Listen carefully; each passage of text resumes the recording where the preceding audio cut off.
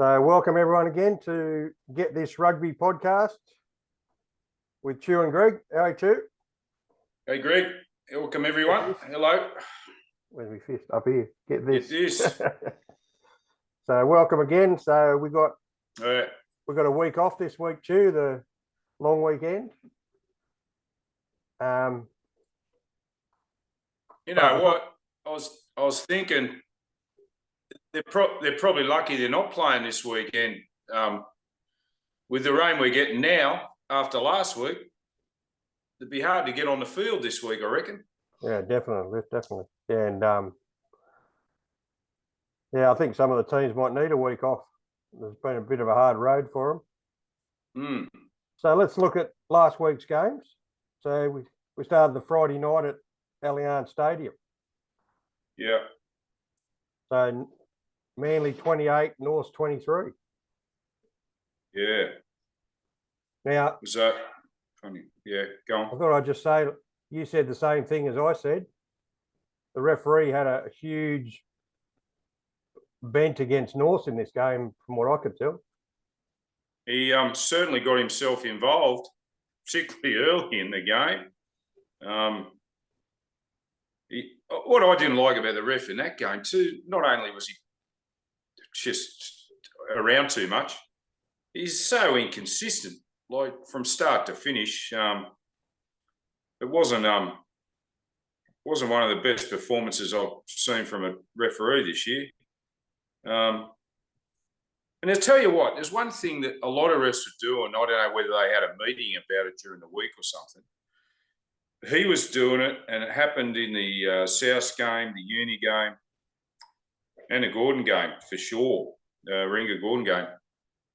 When they were having scrums, they were holding them too long before they'd let them set.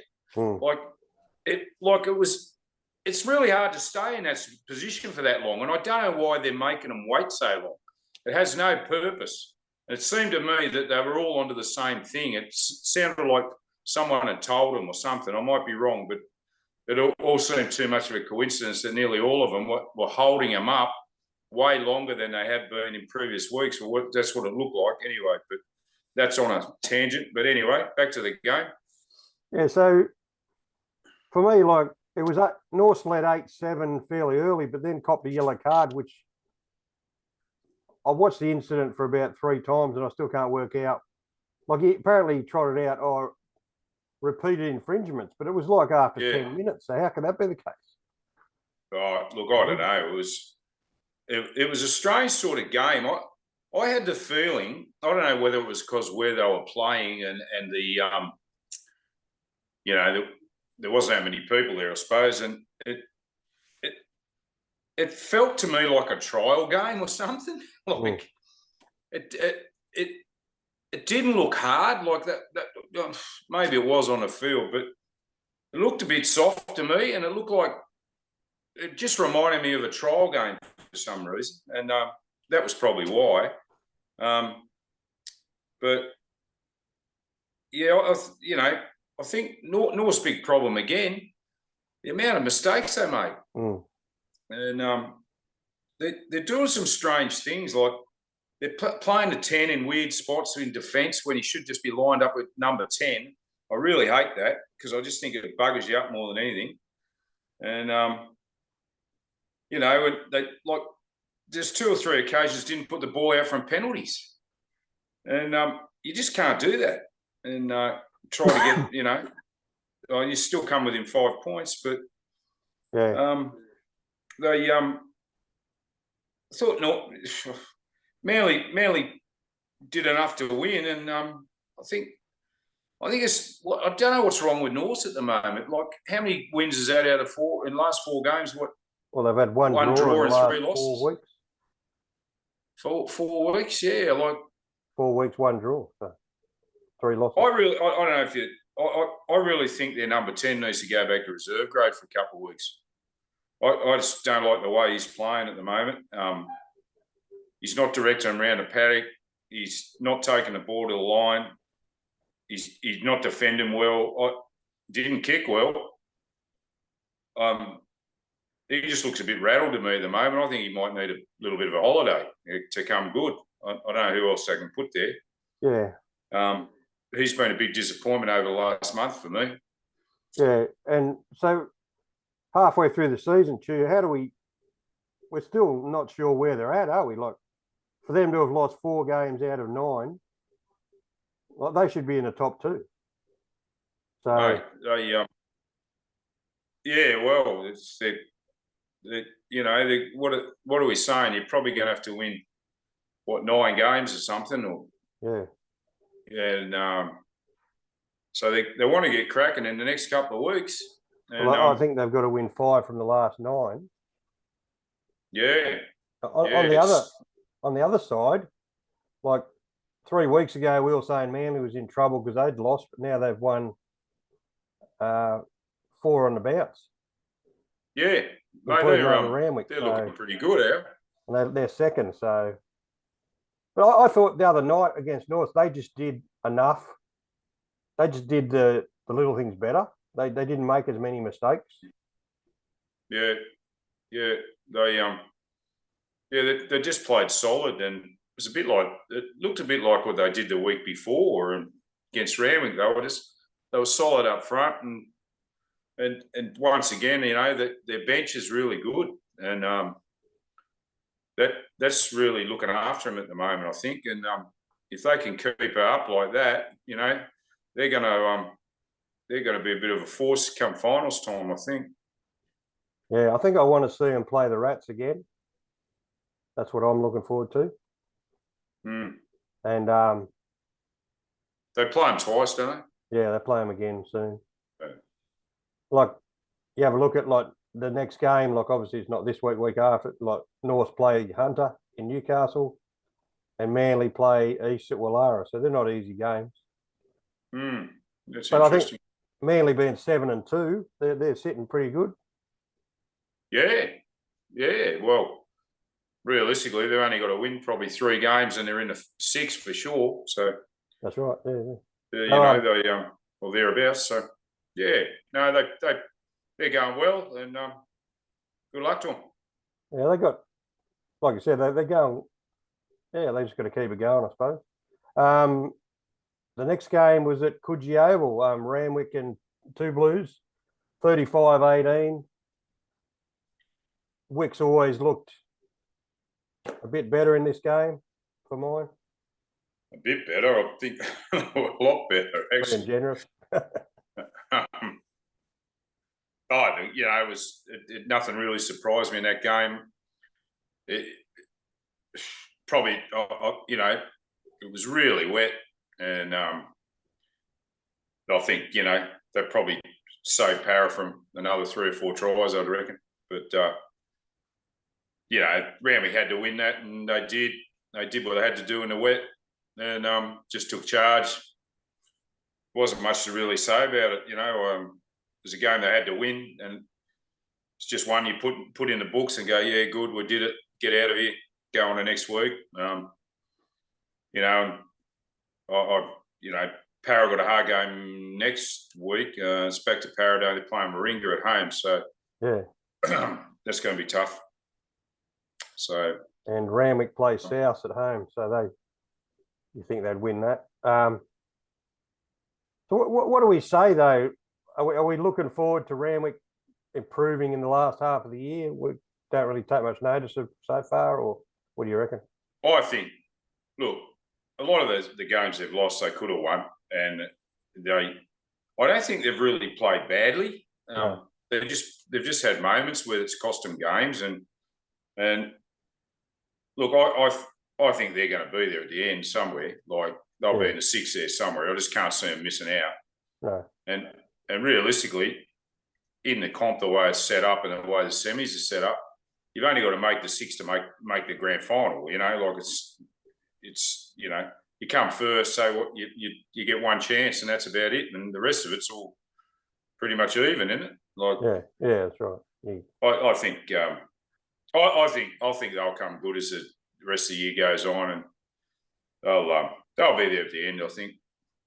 There's one game I want us to mark down to keep an eye on is round 15, Randwick play Warringah at Coogee. That's going to be a big game, probably one of the biggest games of the season, I reckon. Yeah, it will be for sure. Yeah, okay, so we've marked that off. So the next one was... That'll set up probably who, whether Warringah finish first or Randwick's in the top 3 or something like that. I think it'll be around that sort of area at that stage. Yeah. Another 4 or 5 weeks or whatever it is. Yeah. So the next game to me was an absolute farce. How this game was even played at Sydney Uni, there was water all over the field. You couldn't bloody mate. They cancelled the South Eastwood game. This game was worse conditions, surely. It was what got me about it is that it's a brand new ground with good drainage and everything. I know it rained a lot, but it just didn't seem like the water went anywhere. Like it was just sitting on the top. There must have been a couple of inches of water over the whole ground, and geez, I think by half time it was dark, and it was a strange game to watch, and it was I tell you what, it was a good win by USO. They got up and they showed a lot of ticker, and they had a few out too, and it was interesting. Yeah, well, Uni led 11-3 early. Yeah, and then East scored some points, so it was certainly had to be a gritty win. Good for them, like you say. An East-like win, mate. Mate, I think I'm pretty sure this was the game that the ref was very keen to award penalty tries. Yeah, 2 penalty tries. Like, I think there was a couple of other games. Like, the refs have got to give this penalty tries to miss. I'm telling you. Yeah.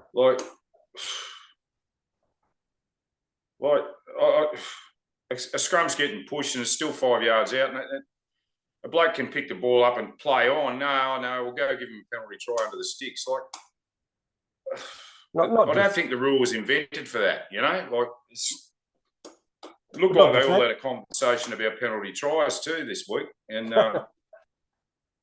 like there was quite a few over the whole round, and that was another thing I thought. I still think East Sydney Uni set piece is struggling again. It still is struggling.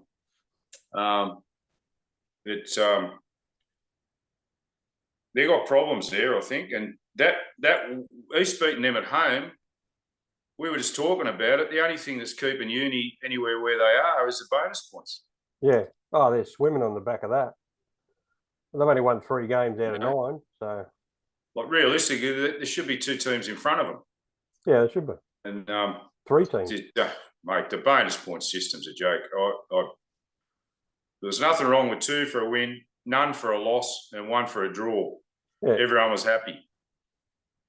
Oh. Now, why should you get points for 4 tries? Why should you get points for coming second by less than 7 points? Why should you get 2 points if you score 4 tries and come under 7? Why when the game's already over? Like, why is it? It was a bad idea at the start, and it's even come out. It's worse now. I don't understand why it was ever done, because you look at rugby league, mate. It's still 2 points for a win. Yeah, and 1 for a draw. I mean, 100 years later. But the best game of rugby you can ever see in your life might be 10-9. And doesn't mean 4 tries doesn't mean it's a good game of football. And some of the games I've seen this year where it's been 48-52 have been shithouse games of football because no one was tackling. There is another part of the game called defence, That's right. And what, you don't get rewarded for defence now. Yeah, so, we'd rather play 2-handed touch. But I still think Uni's in trouble. They've got to win 6 from the last 9 by my calculations. And that's so only won 3, so that'd bring them up 9 with bonus points. It'll probably just depend on the teams in front of them, and this bonus point shit, and whether they get any more of them, I suppose. Who have they got next week, you say? They play Eastwood at TG. There's a hard.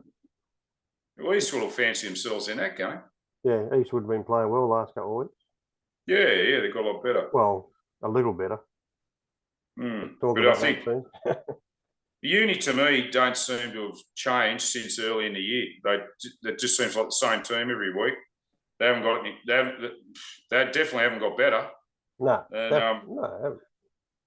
I don't know. A bit hard to describe. They're just sort of. I don't know. I know how they're going to play every week, and I suppose other teams are working them out too. That's right. Yeah, so that no one fears playing them anymore. So yeah, they're under the pump. There's no, bonus points or whatever. But all right. So next game was the top of the table. Warringah 18, Gordon 13. That was a bit wet there too, but it was a decent game of footy. Yeah, it was. What was the final score? 18-13. That's right. But the Rats were pretty much in front most of the. Well, they were in front the whole day. So. Yeah, it's like Gordon looked like they were just struggling to mount any serious attacking stuff. They but in recent week, like I've seen them in the wet before, and they played a lot of field position and they were good up the middle, and they didn't play as much of that, and I think that hurt them. And geez, the ref was quite involved in this game too. I thought, mate. But the funny thing about this game too was that the Rats actually got hammered by the ref with penalties. I think it was like 18-6 or something, the penalty. Oh, and they still won the game.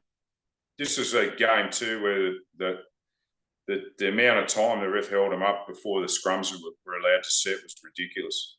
I've made notes on it. Like when I was watching this game, this is crazy. This is killing these blokes. Yeah. And then he'd go and give a frigging penalty because they went a bit early. Like it's like, what difference did it make? I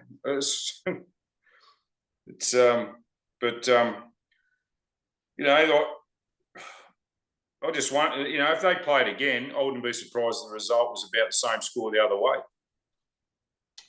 Yeah, it was hard to get a read. I would have liked to have seen that on a dry day. Yeah. Because I reckon it would have been like 35-30 or something, because they both can score points. Yeah, it was, mate, I thought it'd be a hard battle, and it was, and up front. And I think Warringah probably just got the better of them, and I think a few less mistakes, I thought. It was a pretty good game of footy, and like you say, it's a bit hard to tell in the wet, but it's the same for both teams. And Warringah got the money, so right, good luck to them. And stay on top of the ladder. So that puts them a couple of points in front now, doesn't it? 2 points in front. So there's 7 wins and a draw from 9 games. So they're flying, mate. It's interesting. Yeah. I was talking to Josh Holmes as well, and I said to him, "What would be the most satisfying, a premiership as a player, or as a coach?" And he was straight away. He said, "A coach." Interesting comment. Maybe because as a coach, you run the whole club, I suppose. I don't know that he won a premiership with them, did he? Yeah, in 2017. Did they win the comp? Yeah, 2017 they beat North. Oh, right. That was the year that Sam Ward lost his brother, remember, and all that stuff. Oh, yeah. Oh, that's right. Yeah. Yeah. Oh, well, yeah, he's already done it. So, yeah, I suppose when you're a player, you just got to look after your own business, and as a coach, you got to take care of everyone else's business. So it's probably certainly a bigger job, I suppose. But yeah, it's interesting, isn't it? Yeah. So that Gordon had dropped to 4th after that loss, so that hurt them a little bit, but I suppose they're still there. Yeah. Well, look, I think both teams will be there at the end again. I can see themselves playing each other again. Oh yeah. The whole time I was watching that game, I thought if this was a grand final, I wouldn't be too disappointed. Well, is Gordon still sitting second? Yes, 4th. 4th? Who went to 2nd and 3rd? Manly and East, 2nd and 3rd. Oh, yeah. Well, I suppose, well, they've been stringing them together, haven't they? So, yeah.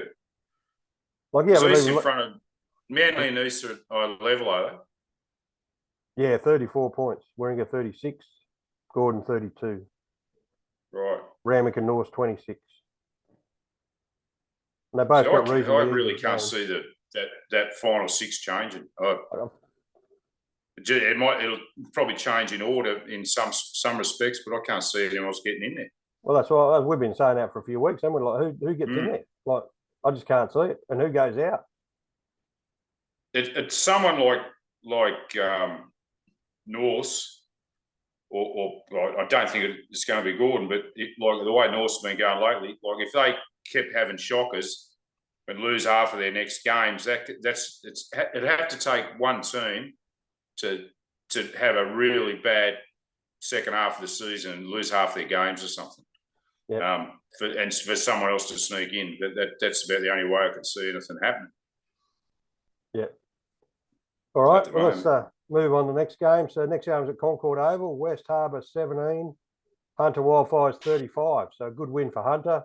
West again, not good. My goodness.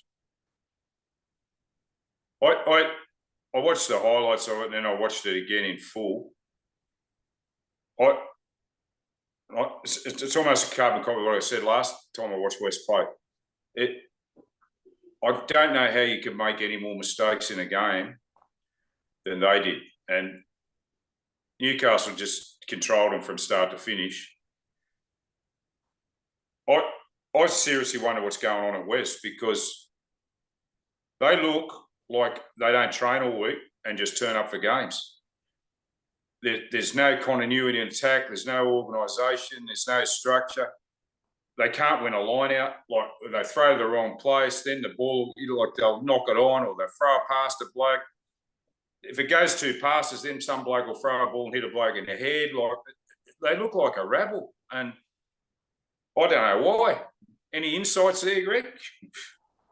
No. And I was saying the other day, like normally Wests are really active on Facebook and that, but they've been really quiet. I just think there's something not going right there.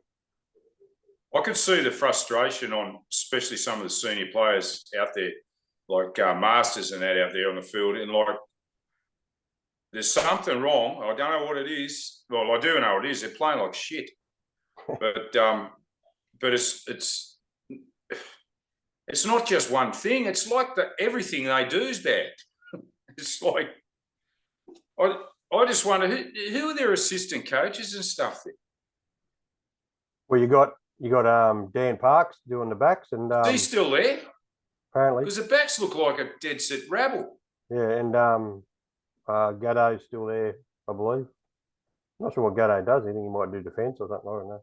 Oh, but mate, there's going to be a change there. Like the way it's going, they might even change their coach for the end of the year. Mate, the way they've been going the last couple of weeks, he might not be there next week, because it was just that's terrible. They're not. They're just. It doesn't look like they're just a team that's just playing a bit bad in patches and stuff. It's from start to finish. They're just all over the shop. And I was sitting there amazed watching the game the other day. I'm just going, what's going on here? It just didn't look like they could get anything right. And it was like that the week before, which was against who was it against? Against Uni, yeah. Yeah, it's terrible. And you know what they won one game, haven't they? Yeah, one game. Mate, the way they're going, they'll have trouble winning another one. Well, yeah, they're going to finish in the bottom the way it's looking. Newcastle improved, and look, they had to, but let me tell you, they didn't have much opposition, and that's sad, because I thought West were going to go a lot better this year, and I think the club's in a pretty good spot, and they're set up, and they're backing, and you know the way the place is run, and their grades aren't too bad, and they've got some Colts, and they're in a lot better position as a club than many other clubs. But you can't put that rubbish on the field every week. That's terrible. Yeah. And I'm at a loss as to that's as bad as I've seen them play. Like even the lean years they've had. Some of the games this year, I've never seen them that bad for I don't know how long. Yeah, it's not good. It's good bad for the comp to have them like that too. It is. Like, it's good if West are strong, and I expected so much more out of them this year. And I could just tell when the players last week, looking at them on the field, they they all looked in disarray for some reason and didn't know what to do. And I don't know how you get them out of that. Well, as we spoke about, the true test of a coach is your second season, not your first. And they've gone backwards, so that's a concern for me. Big concern. Mate, I think compared to last year, geez, they lost games last year, but they don't look like they're even close to winning a game at the moment. And if this, it's the first week of June, how are they going to be in another month? Like, I don't know how you're going to turn it all around from what I've seen the last couple of weeks. Who's Newcastle got next week? So they play. Didn't I say it before? I thought they play North up there. Oh, right. And who are West got? West have got Gordon at Chatswood, so there's another loss. Oh, good luck. Yeah, it's what do we say about Newcastle? Because they've had 4 wins, but they've been against 2 Blues, Eastwood, South, and West Harbour. So no one in the top 6. No. And the times I've seen them play teams in the top 6 have been terrible.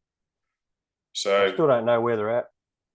But what about the big one, AT, mate? Scored 3 tries back at Cogswell. Yeah, I know. I saw that. I saw him going, I saw all of them actually, but when he scored the third one, I thought, I think that's him again. And sure enough, he got up with it. He's pretty hard. He likes scoring tries. He's pretty hard to stop around the line, that's for sure. Yeah, he's a big. He knows where it is. It's like a big steak for him. And all he wants to do is eat it. And good man. Yeah, I think he must be on a bonus with tries or something. But because he never passes it. Probably the last month he's been in really good form too. Been really playing. Yeah. Well. Well, he didn't play. He didn't play early in the year, did he? Yeah, I think he might have been injured or something early on. Yeah. Oh, mate, he's a class player, AT, and a good bloke, and I'm glad to see him back, and hopefully enjoying his footy. Yeah. You say he was enjoying it on Saturday there, I think. He's an ex-West bloke too, so. Yeah, so he would have enjoyed that back at home. For sure. So the last game of the round was the game that was postponed to Sunday, South and Eastwood. Eastwood won 29-14. This was almost a carbon copy of the West game, mate, where South just made too many errors. I just in the first half alone, I put ticks where the South made silly mistakes, and I've got 5 ticks just in the first half, which I mean big mistakes, not just a drop ball here or there. They did some really bad stuff out there. The trouble is that they were trying really hard and going half all right, but and then their kicking game was terrible. That South's 5'8's got to go. Fair dinkum. He missed kicking out for touch a few times. Tell you who I like on that Eastwood team, though, is that number 11, McGregor. Very He's quick. a quick little bugger. He's got headgear. Yeah. He plays all over the place. He could end up playing in another spot, I think. Like, you said 10, didn't you?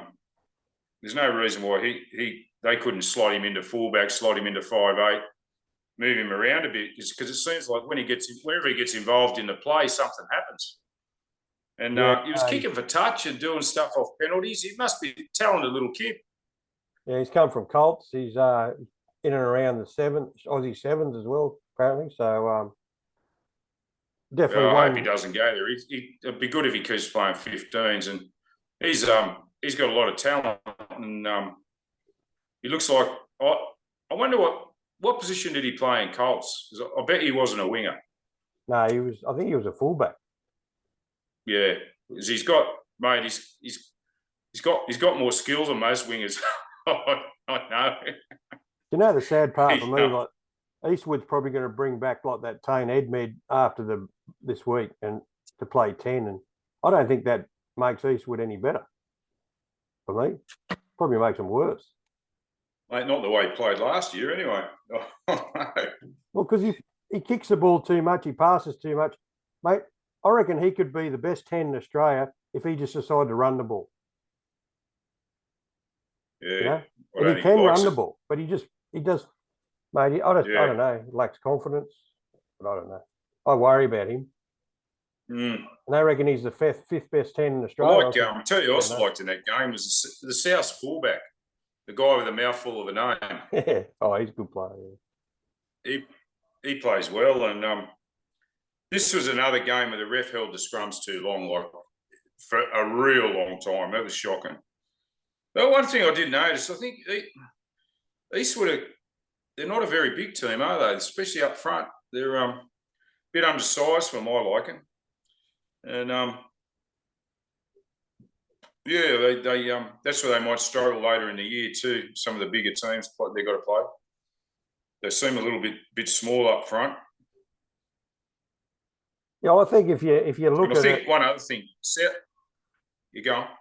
I was going to say, like, if you look at Eastwood, I think if they finish just outside the finals, they'll probably see that as a good season because they had to. Well, it's a bit of a rebuilding year, you know. Yeah. Yeah, no, they had to debut 10 players in round one, so they've been building. They're definitely improving, though. And I'll give Uni a run for their money. Yeah, there was a few players, I think, in that game that have got to have a good look at themselves. I think the Eastwood 13 is a problem. That's the second week in a row. I'm not too sure. I think he might be playing the wrong sport.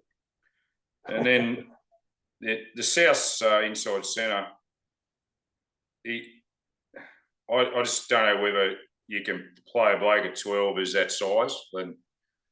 And some of the things, I think it limits them a lot. And I don't know if they've got any other 12s or someone they can put in there. That's a bit of a worry.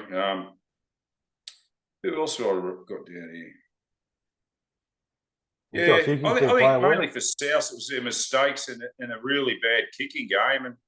And Eastwood, one thing they do well from broken play, they're really dangerous. They can score from anywhere. Yeah. Especially when that little 11 gets involved. Yeah, definitely. So they need to get the ball to him in space. But what I noticed this week, he was coming up and taking the ball like as first receiver a couple of times in different places and running blind and doing stuff like that. And he's guaranteed to beat the first bloke just about every time he runs it. He wants to hope he keeps zigging and zagging, right? Because he's only a little fella. If he zigs when he should zag, he might get really buggered up, I think. Yeah, if you get hold of him. There's not much of him. No. The trouble is getting your hands on him, I suppose. He's definitely got to be one of the quicker blokes running around. Yeah.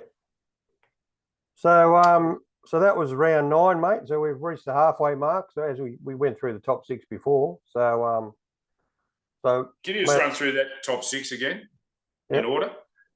Yeah. So you got Warringah 36, Manly East 34, Gordon 32, Randwick and North 26 points. So who's on 34? Manly and East. Manly and East, yeah. Gordon was on 32. Yeah. And who's after that? Randwick and North 26 points each. Yeah. Okay. But the teams behind them aren't far away, but I just can't see how they get in there unless you say like North have a shocker or Randwick. I can't see that top 4 changing too much. No. I can't see them dropping out of the 6 anyway, the problem for other teams this year is at the start of the year, you would have said Warringah and East were probably not going to be this good, but they've proved everyone wrong. Oh, they certainly have. East are going surprisingly well. Well, look, so are Warringah, but I hadn't really thought that much about East at all. And they're every week they seem to be getting up, and it'd be interesting to see if they can just hold it together for the rest of the year. Both teams really, because I can see Randwick coming good, and I can see North probably coming good. So I think we've got our top 6 already just sitting there. So yeah, I just think unless like East fall apart or Manly drop off, I just can't. It's just but hard who's to below see. them that can make it? Well, you got Uni Uni, got easier Eastwood. draw. Uni and Eastwood probably only ones. I reckon Two Blues and Hunter, I don't think could make it. Nah, they're not going to get there. West aren't going to get there. South aren't going to get there. So Yeah, it's too far away. probably depend on if Uni can win a few games because they've still got a fairly easy draw compared to others. So that might be the only way. But yeah, interesting. Anyway, Yeah, no, it's going to be good. So I thought that's we that might. week done. I thought we might move on to something different. Briefly, I thought we'd just talk about the Super Rugby finals to start this week. Mm-hmm. So Friday night, the Waikato Chiefs play Queensland Reds in New Zealand. Can't see the Chiefs losing that, right? No, they're pretty strong, eh? Especially over there. Yeah, I know it's 4 versus 5, but I just think the Chiefs will probably win that. The Reds will be out. What do you think? Yeah, yeah. So on Saturday, you got the Hurricanes play Melbourne Rebels. That'll be the last game ever for the Rebels, I'd say. Someone mentioned to me the other day there's some court case now or something. Yeah, they're talking about court, but I don't know on what ground. Who's talking about it? What's it about?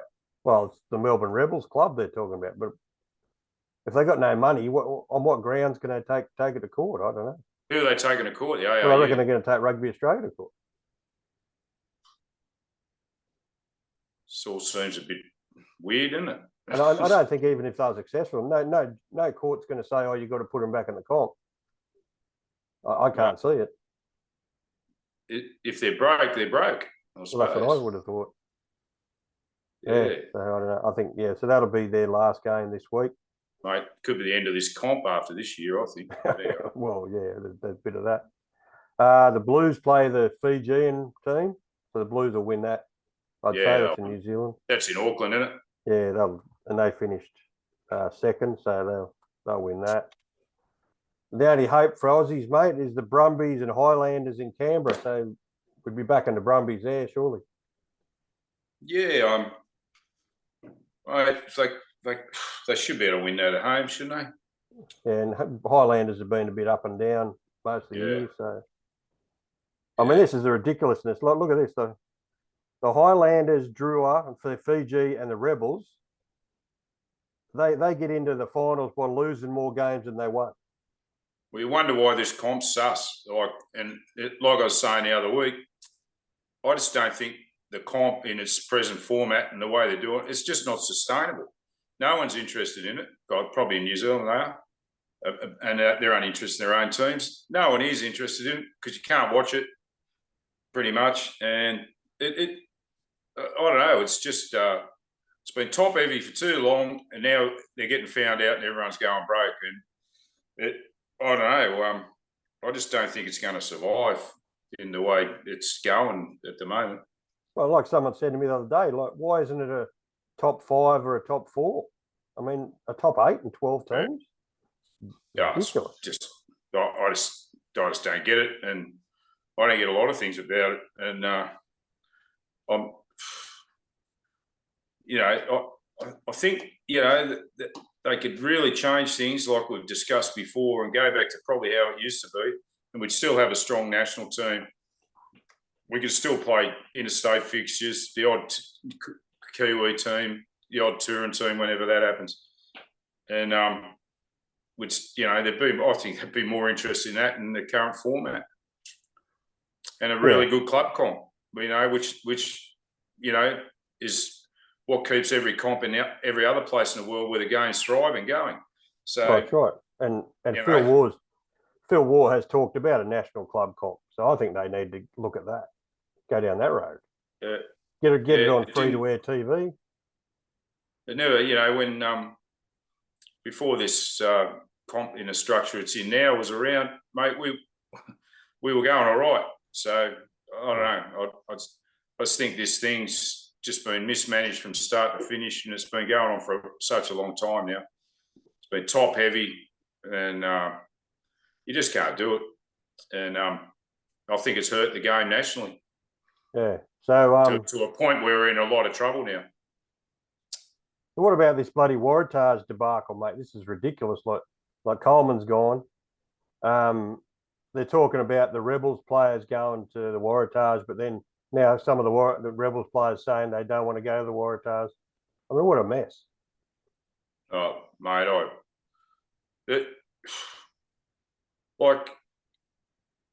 just say Queensland gets knocked out, Brumbies get knocked out. Where's Australian rugby at? Like, I just, how do they get out of this? Like, how do they make it better? Like, it's like everyone we speak to in rugby all says the same things like we're talking about.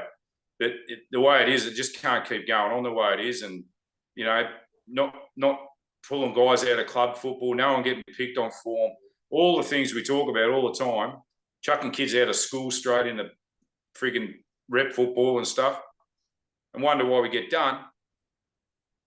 Everyone's talking about it, but it seems like the people who run the show are the only ones who aren't and aren't doing anything about it. And it's just like slowly watching the game go down the gurgler in Australia. Yeah. It's upsetting, and it's been going on for so long now, and it's, I don't know. It just seems like nothing ever happens. So when you were playing, right? So you used to play quite a few games like midweek, like for New South Wales, didn't you? And then back up on the Saturday. Yeah, sometimes, yeah. Or there was, and even if you played a Saturday game, if you wanted to back up on a Sunday for your club, you could. And if you went over, you know, say you played in New Zealand or something on a weekend, you know, the following weekend, you'd all be playing for your clubs. It wasn't like, oh no, you've got to go put you in cotton ball for 2 weeks. Yeah. Like, young blokes need football, and you know, that's it. You know, you get good at football from playing football, not from training and watching, and not being able to play club football. And there's young guys that just don't get any football, and it's crazy. They're professional bag holders. Yeah, that's right. What do you do? It's just ruining so many young blokes. And there's guys that aren't playing football anymore because of it. There's guys that should have been playing rep football who aren't. There's guys that should be playing club football who aren't or aren't allowed to. And it's really frustrating. And the amount of support the game's lost, it's extraordinary. The people I used to know that were die-hard rugby fans don't watch the game anymore. Some of them, they'll watch a shoot shield. They won't watch anything else, you know, occasionally a test or something. But people have lost interest, and if they don't do something real quick, they're in a lot of trouble, I think. That's why I think that why do they keep persisting with this Super Rugby? It's just costing money. Nobody's watching it, like you say. We've just got to get rid of it. Mate, like New Zealand can do what they want.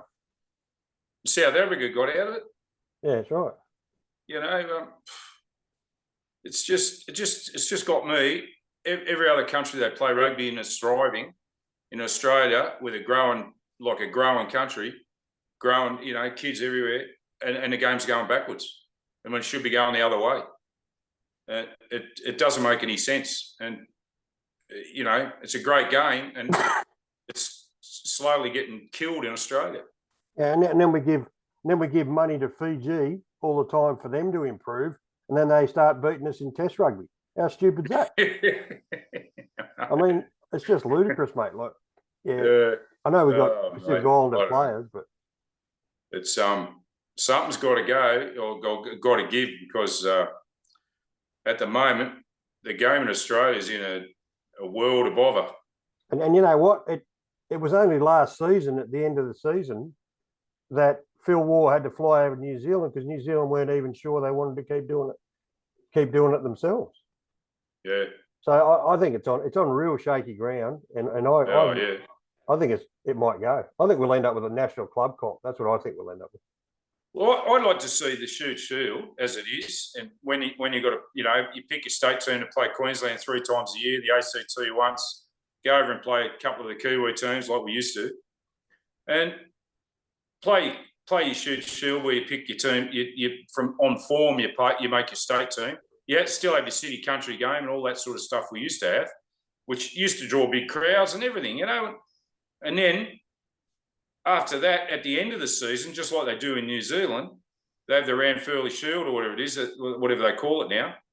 And they all go back and play that at the end of the season. We could have a national club comp at the end of the year that probably goes for 8 or 9 weeks easily, 10 weeks or something like that with, 2 or 3 teams from Queensland, 5 teams, the top 5 teams from Sydney or something, and say 8 teams or whatever. And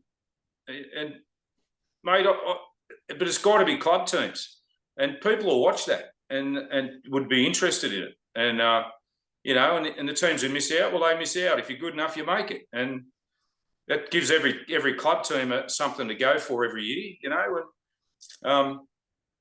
I think that'd be, people would watch that on TV, people would go to games. They were never going to go to those that comp they had before because they were just made up teams and no one was interested. You need the tribalism. Like if it's Randwick playing Ringer, people will go and watch those games, and I just think that's the way to go, and that'd just grow the game in Australia. And at the moment, mate, there's that many kids that don't make it in league or AFL or soccer or washed up who should be playing rugby, but because they can't get a game of rugby. And you got the whole western region of Sydney without rugby almost. Yeah, it's criminal, and they've got to do something about it. Otherwise, the only rugby we'll be watching will be in another country. Well, that's the way it's heading. Yeah, that's the way it's heading, mate. Yeah. It's sad. It's sad state of affairs, but we'll see what happens. So we've got some Wallaby tests coming up not too long. Apparently, won't be too long. He'll be a couple of weeks. He's choosing the squad for the first test. So yeah, right. Apparently, he's already told Jed Holloway he won't be considered, which is interesting. Like, I would have thought he would have been one of the ones, being a big bloke. I thought, gee, I don't know. Who knows? It'll be interesting to see if it's all just going to be how much control the coach has got over the selections and whatnot. And I suppose I think you just got to let him go and let him have a go, see what he comes up with. Yeah, and I mean, like, it's weird this year how you got. So we got 2 tests against Wales in July. And they haven't been strong recently, but neither have we. And then on the 20th of July, we play Georgia. Can you believe? Oh, yeah. What are we playing? What the hell are we playing Georgia? They're just coming out here for a tour. Yeah, so 2 tests against Wales and Georgia, and then we go into the Rugby Championship, which will be tough. But, so, well, we'll see what happens, mate. We got a week off. Last thing I was going to talk to you about was, like, you look at this weekend, mate, they've got to look at bringing back the city country.